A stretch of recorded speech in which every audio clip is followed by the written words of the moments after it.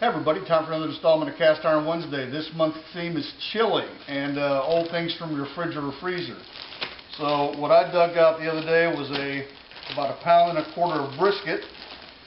It was vacuum sealed in the freezer. I have no idea how long it had been in there because I didn't put any kind of a date on there. It just had brisket. So I think what happened was last year sometime I bought a larger brisket, cut it in half, fixed half of it, put the other half in the freezer, and it's been sitting there forever, at least a year.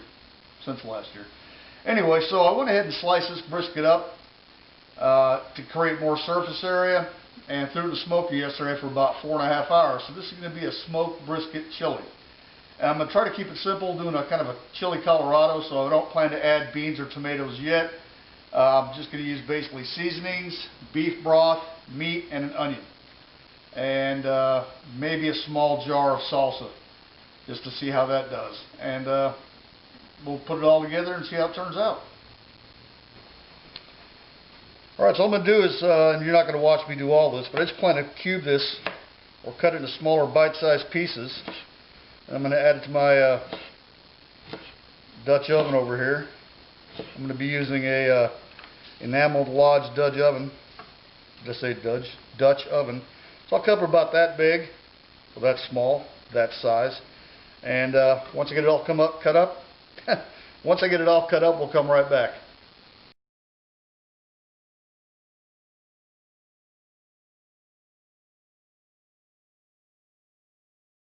I know smoking it this way is pretty unorthodox, and most hardcore folks that like to barbecue or smoke foods would have not done this, but again, this is pretty pink all the way through. So, and that was my intent. I wanted to get the smoke all the way inside this meat, not just on the outer edges. Because I had planned on cubing it up like this, and when you look over here at the final product diced up in the bowl, that's not undercooked meat. That's meat that's completely smoked all the way through.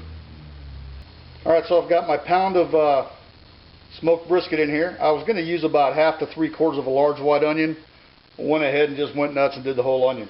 Now, I'm not, one of the original recipes I saw for this called for all kinds of different seasonings. I'm just going to go with a basic McCormick's chili seasoning pack. Everyone's seen these on the shelves, nothing fancy there.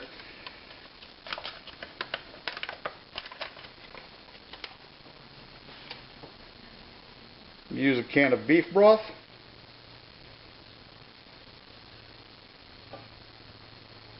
And this is just Campbell's beef broth.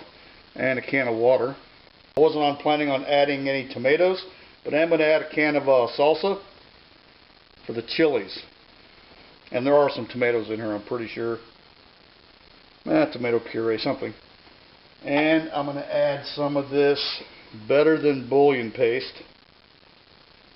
This is going to be a really beef brothed kind of chili.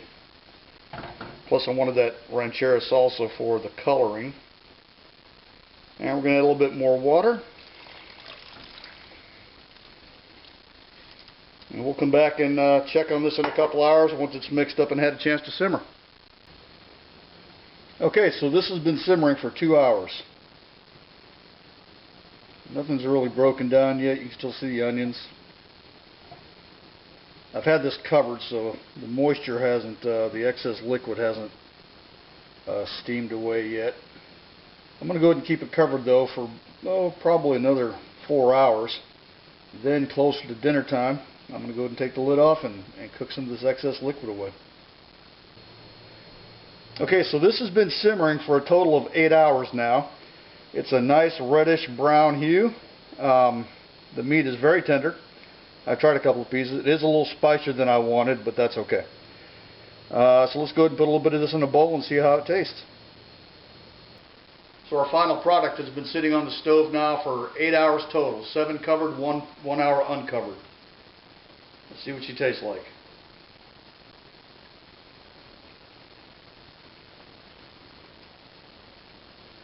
A little salty, but overall not bad. And it was real simple to cook. So that wraps up today's entry for January's Cast Iron Wednesday challenge of Use What You Got Chili.